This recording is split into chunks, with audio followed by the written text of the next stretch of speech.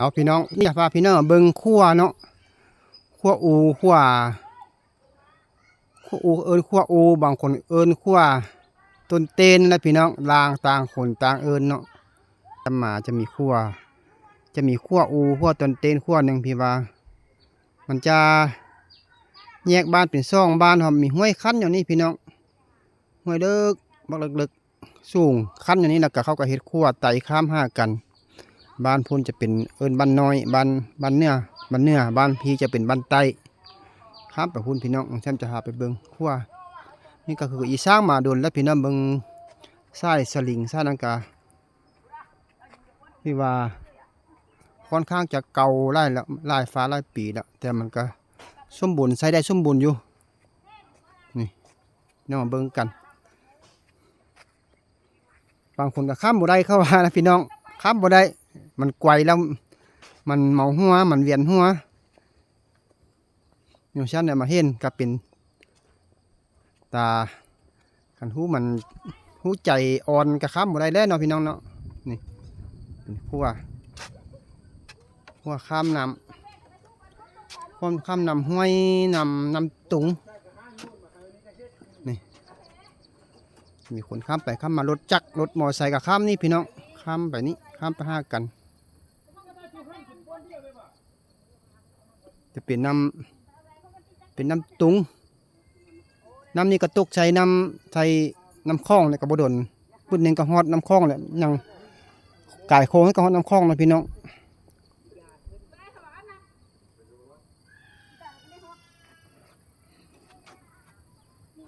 เขาอ้ำน้ำเขาจะจุบน้ำตุงนี่ไปเห็ดอันน้ำใส่น้ำกินน้ำใส่พี่น้องไปใส่นี่แล้วก็เอาเครื่อง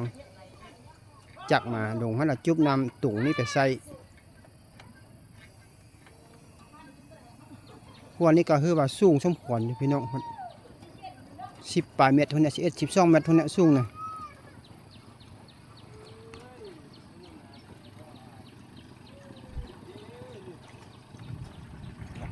นี่อะตู้ห้องมั้ยล่ะค่าซีนหนึ่งซีนยางมันสิเนี่ยซีนเก่าแต่ลายมือแล้วก็ลายมือ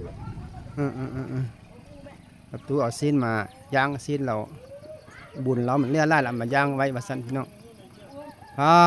ดูพี่น้องเดี๋ยวสู้ว่ะพี่นะอยู่แซมกาเป็นตายานนี่ก็นี่มันจะมีขั้วนี่มันจะมีอยู่เขตชนบทจะมีไร่พี่น้องคนข้ามน้ำข้ามขั้วห้ากัน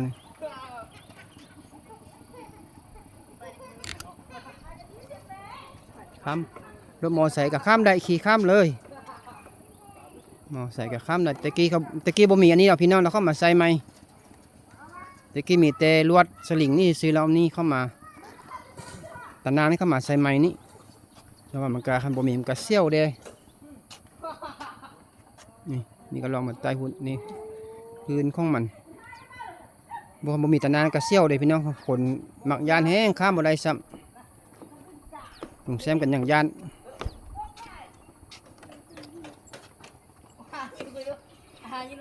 นี่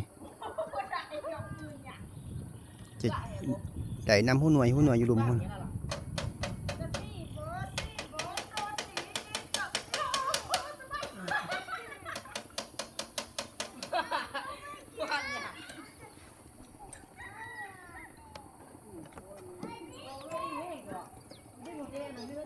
ว่านี้จำหุ่นอะฮอต3 เมตรทุนตีพี่น้องไฟนั้นแบบฮอตไฟนี้นะความสูงของมันนะความยาวของมันนะนี่ความสูงเนี่ยสูงกับสูงแห่สูงวาเลย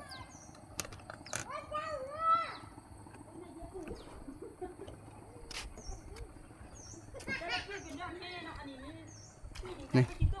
เข้าอยู่ลุม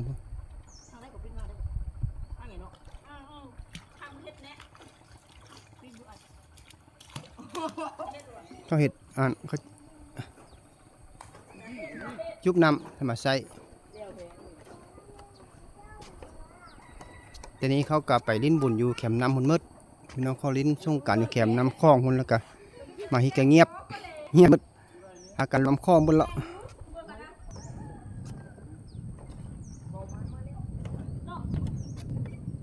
มันกระบอมันเข่งอยู่พี่น้องมันกระบอกไกวไล่ดอกธรรมดาก็หอไปได้อยู่มันบกไกวมันเป็นต้นเต้นอยู่ซื่อมันบกไกวถ้ามันไกวก็ยิ่งยากได้แต่อันนี้บกไกวมันมีแต่เป็นโยกขึ้นโยกลงซื่อ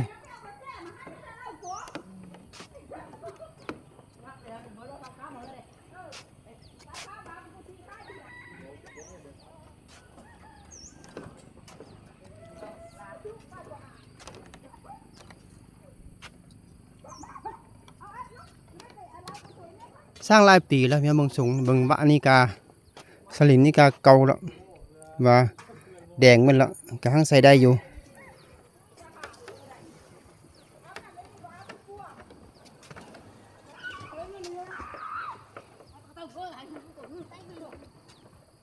ไปหมาย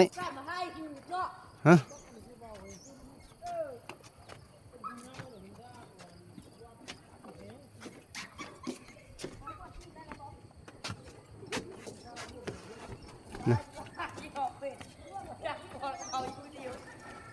เดี๋ยวหน่อยข้ามไปพูนเป็นบ้านน้อยเขาเจ้าบ้านที่ว่าบ้านตั้งใหม่กับแม่นพี่น้องคำอิดมันบ้านอยู่ของล่างหลวงเสียมพี่บ้านเก่านี่บ้านตั้งใหม่กะเพเอาไปพูนแล้วก็เขาก็มาสร้างครัวให้คันบ่มีครัวนี่ก็จะลำบากเลยแต่มีครัวแล้วก็คือว่าสบายได้รถหมอใส่เป็นขนยางรถ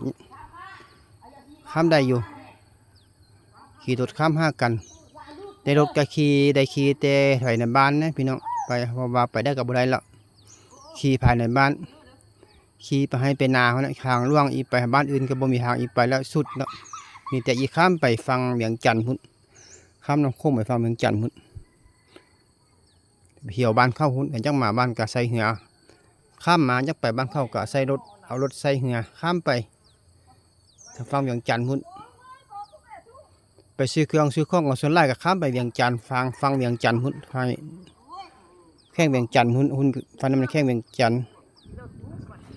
จะข้ามไปซื้อเครื่องซื้อข้องมาขายกับไปพุ่นเอารถซิ่งรถตอกรถยนต์ก็เอาใส่เหือไปขี่ไปพุ่นแล้วก็ขันบ่อมากับฟักหีฟักน้องไปฟังนั้นพุ่นขันอีมาก็เอาใส่เหือใหญ่มาไว้บ้านพี่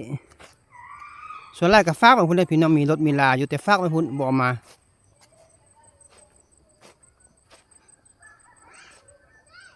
เอาลุงแซมพาพี่น้องเบิ่งครัวบ้านสนบทที่ว่ามีครัวที่ว่าสะดวกสบายพี่น้องเดี๋ยวไปมาห้าสู่กันสบายมีครัวนี้แล้วว่าสบายน้ำหนองกระบอระยานว่าอีไปมาห้าสู่กันยากคือว่าสบายดีให้เอาว่า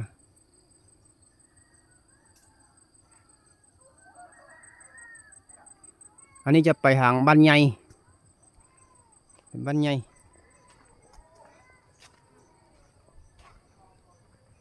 จะไปพี่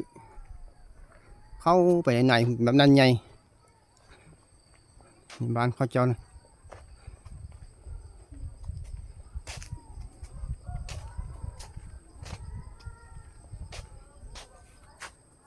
เป็นบ้านจะเป็นแบบนี้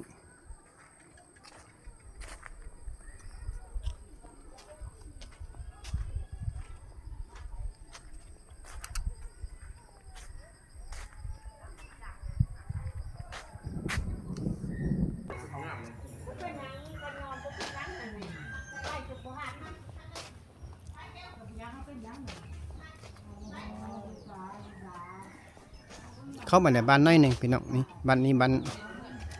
านไตแต่อยู่หัวบ้านนี่บ้านหลวงแซมนอน